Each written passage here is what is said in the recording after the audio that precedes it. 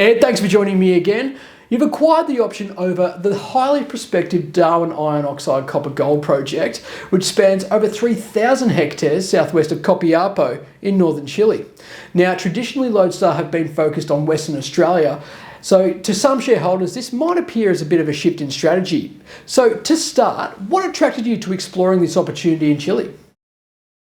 Yeah, well, we get presented with lots of opportunities, on a regular basis, really. And in the past, we haven't necessarily had the time or the capacity to look further afield. But this is still a copper gold project, and that's what we're really focused on here in WA. So we're not stopping our West Australian exploration. It's just too good to refuse, basically, to not seriously look into signing on for this option, really, because Chile is the largest copper producer in the world. A lot of people would know. It's the largest IOCG belt in the world. So it's the land where you can make big discoveries, plus billion-tonne type IOCG deposits are in that neck of the woods. The limited work to date has returned up to 247 grams per tonne gold at surface and 8% copper and 66% iron. So they are the three key ingredients associated, as part of the IOCG style of mineralisation. So all the indicators are very good.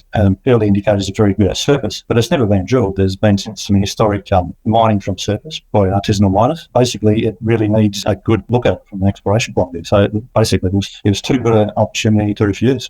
Thanks, Ed. Now, you've outlined the significant grades at Darwin, where, as you mentioned, rock chip assays returned up to 247 grams per tonne gold, 8% copper, and 66% iron. How do these grades stack up against your typical IOCG projects? IOCG style mineralisation can vary quite a bit, and they have different associated other elements like cobalt and that as well. Usually the overall grade in IOCG deposit is much lower grade than that, but they are higher grade sections within that, high grade veins within the whole system. So at this stage, just telling us that we've got very good high grade, which could potentially be economic by itself, like a narrow vein gold mine you have in Western Australia, for example, or narrow vein copper style mineralisation.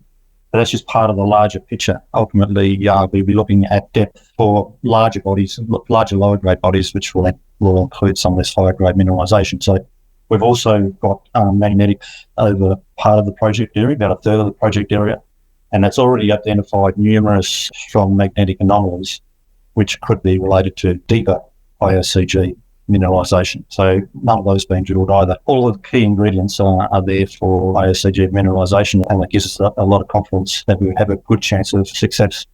Now, Ed, you were in Chile recently to conduct due diligence, which included some follow-up sampling, and some of the grades that you returned were fairly consistent with the historical grades that have been previously reported. Were these samples from new areas or from where initial sampling had occurred, and how have they shaped your exploration strategy?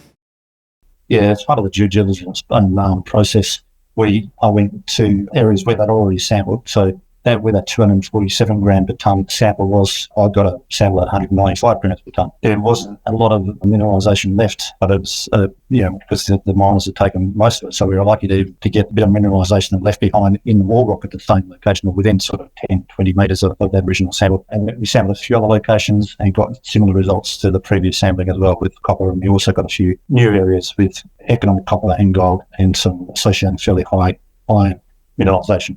So that gave us a lot of confidence that the previous work which had been done was accurate, and we also understand that 80% of the project hasn't even been looked at properly yet. So the next visit will be across the other magnetic anomalies, looking for signs of mineralisation at surface or at least alteration before we can determine what would be the priority areas for drilling.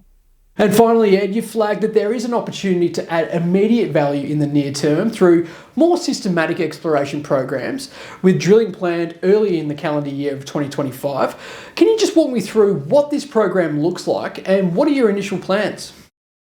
Yeah, we don't know what size the drilling program is going to be at this stage. When I go back next week and spend another week on the ground, we'll have a much better idea of how we could rank the different target areas. Like I said, the magnetic anomalies, some of them are very close to the surface, so it wouldn't require very deep drilling.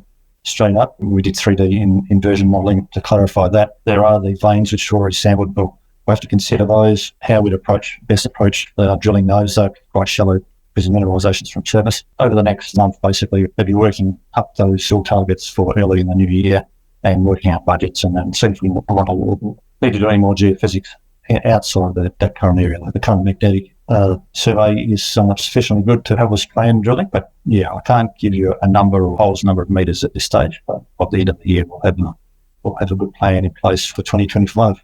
Thanks, Ed. Congratulations on the acquisition. It sounds like quite an exciting time for your team. Appreciate you joining me, and all the best. Thanks a lot, Alex.